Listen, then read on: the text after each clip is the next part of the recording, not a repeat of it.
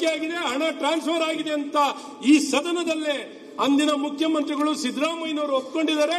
ಒಪ್ಪಿ ಅದರ ಆಧಾರಿತವಾಗಿ ಅವರು ರಾಜೀನಾಮೆ ಕೊಡುವಂತದ್ದಾಗಿದೆ. ಈಗ ಮತ್ತೊಮ್ಮೆ ಚಾರ್ಜ್ ಶೀಟ್ ಅಲ್ಲಿ ನಂಬರ್ ಒನ್ ಆಪಾದಿತರು ನಾಗೇಂದ್ರ ಅವರು ನಂಬರ್ ಒನ್ ಆಪಾದಿತರು. ಯಾವ ರೀತಿ ಪರಿಶಿಷ್ಟ ಪಂಗಡ ಜನರಿಗೆ ನ್ಯಾಯ ಕೊಡಕ್ಕಾಗತ್ತೆ? ಪರಿಶಿಷ್ಟ ಪಂಗಡ ಜನರಿಗೆ ಪ್ರತಿನಿಧಿಸುವಂತ ವ್ಯಕ್ತಿ ಆ ಜನಾಂಗಕ್ಕೆ ಅನ್ಯಾಯ ಮಾಡುವಂತ ವ್ಯಕ್ತಿನ ಮತ್ತೊಮ್ಮೆ ಹೇಗೆ ಸಚಿವರಾಗ್ತಾರೆ?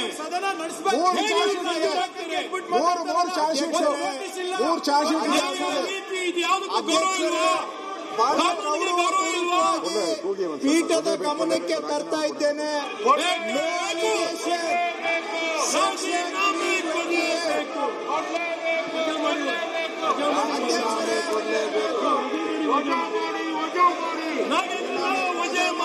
ತಾವು ದಯವಿಟ್ಟು ಇದನ್ನ ಪರಿಶೀಲಿಸಿ ಅಧ್ಯಕ್ಷರು ಇದ್ರ ಬಗ್ಗೆ ತಮ್ಮ ರೂಲಿಂಗ್ ಕೊಡಬೇಕು.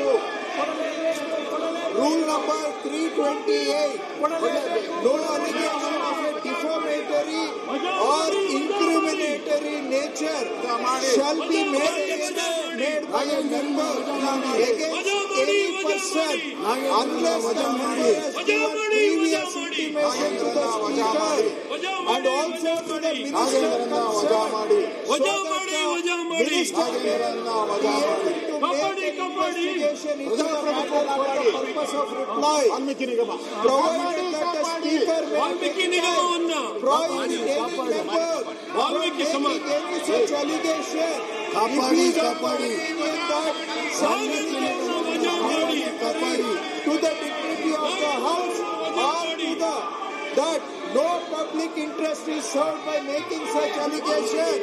ದಯವಿಟ್ಟು ಅವರು ಈ ರೀತಿಯಾಗಿ ಸುಖ ಸುಖಕೊಂಡು ಒಬ್ಬ ಸಚಿವರ ಬಗ್ಗೆ ಅಪವಾದ ಮಾಡ್ತಕ್ಕಂಥದ್ದು, ಆರೋಪ ಮಾಡ್ತಕ್ಕಂಥದ್ದು ನಿಯಮಗಳಿಗೆ ವಿರುದ್ಧವಾಗಿದೆ.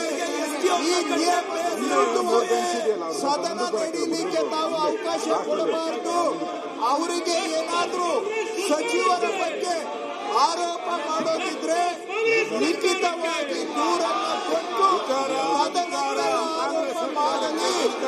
ಅದಕ್ಕೆ ಉತ್ತರ ಕೊಡಲಿಕ್ಕೆ ನಾವು ತಯಾರಿದ್ದೇವೆ.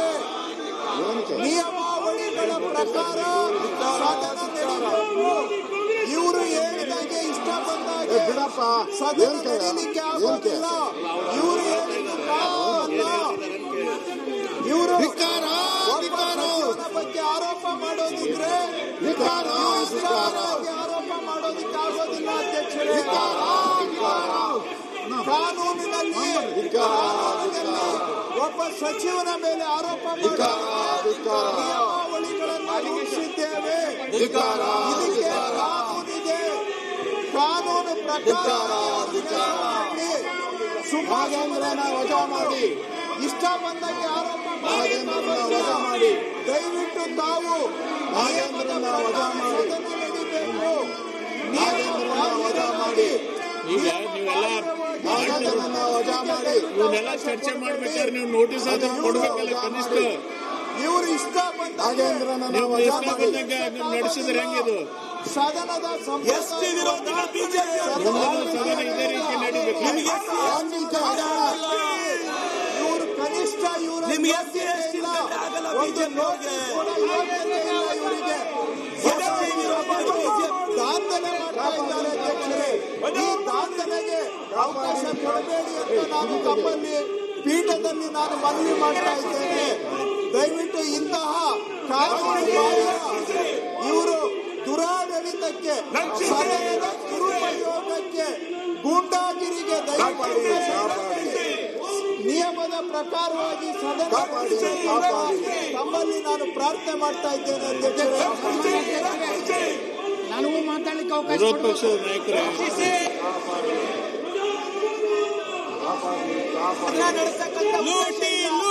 ಇವ್ರ ಹತ್ರ ಯಾವುದೇ ವಿಷಯಗಳಿಲ್ಲ. ನೋಟಿಸ್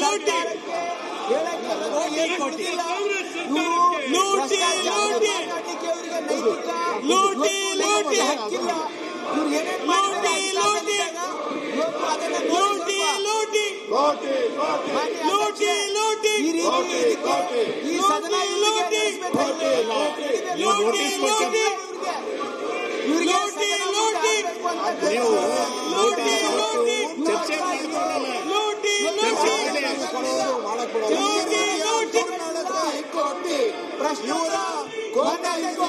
ಸಂಸ್ಕೃತಿಗೆ ಪ್ರತಿಬಿಂಬ ಇದು. ಏನ್ ನಿಯಮಾವಳಿ ಅದ ಅದ್ರ ಪ್ರಕಾರ ಹೋಗ್ರಿ, ನೋಟಿಸ್ ಕೊಡಿ, ಚರ್ಚೆ ಮಾಡಿ. ನಿಮ್ಗೇನು ಬೇಕಾಗಿಲ್ಲ, ಚರ್ಚೆ ಇಲ್ಲ. ರಾಜೀನಾಮೆ ಕೊಟ್ಮೇಲೆ ಚರ್ಚೆ. ನಿಮ್ಗೆ ಅದು ಯಾವುದೂ ಬೇಕಾಗಿಲ್ಲ. ನಿಮ್ಗೆ ರಾಜೀನಾಮೆ ಕೊಟ್ಮೇಲೆ ಚರ್ಚೆಗೆ ಬರ್ತೀರಿ. ಈ ರೀತಿ ಆದ್ರೆ ಹೆಂಗಾಗ್ತೈತಿ? ಕೊಡ್ಬೇಕು ಅವರು, ಅದಾದ್ಮೇಲೆ ನಾವು ಚರ್ಚೆಗೆ ಚರ್ಚೆ ಮಾಡಿ ಯಾಕೆ ಕೊಡ್ಬೇಕಂತಾರ, ಅವ್ರ ಸಮರ್ಥನೆ ಮಾಡ್ಕೊತಾರ. ಯಾವ್ದಾದ್ರು ಜನ ಕೇಳ್ತೈತೆ ಅದನ್ನೇ.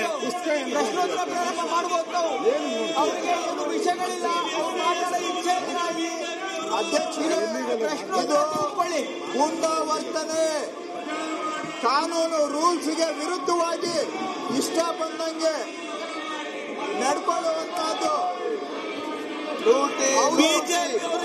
ಗುಂಡಾವರ್ತನೆಗೆ ಅವಕಾಶ ಕೊಡಬೇಡಿ. ಸದನದ ಮೇಲೆ ದಬ್ಬಾಳಿಕೆ